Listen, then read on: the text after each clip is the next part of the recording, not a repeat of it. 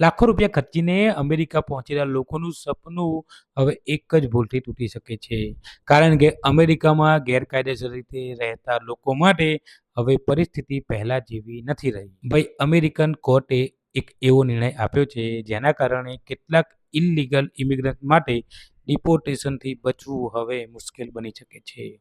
આ નિર્ણય પછી એક્સપેડિટેડ રિમૂવલ નિયમને લઈને ફરીથી ચર્ચા શરૂ થઈ ગઈ છે.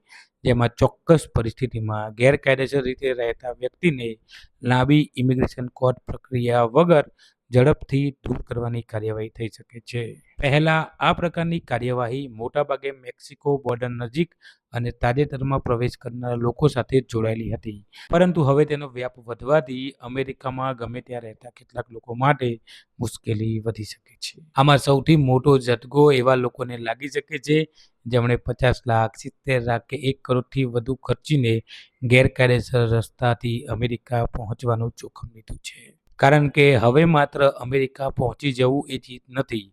જો પકડાઈ ગયા અને જરૂરી પુરાવા રજૂ ન કરી શક્યા તો વર્ષો સુધી કેસ ચાલશે એવી આશા પણ હવે મુશ્કેલ છે. ઘણા લોકો એવું માને છે કે એકવાર અમેરિકા પહોંચી ગયા પછી કોઈ પાછું મોકલી શકતું નથી. પરંતુ બદલાતા નિયમો આ માન્યતાને પડકાર આપી રહ્યા છે.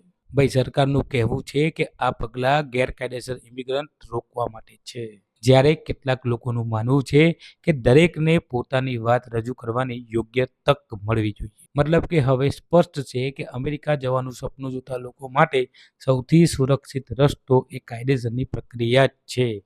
ખોટો રસ્તો માત્ર પૈસા નહીં પરંતુ આખું ભવિષ્ય જોખમમાં મૂકી શકે છે.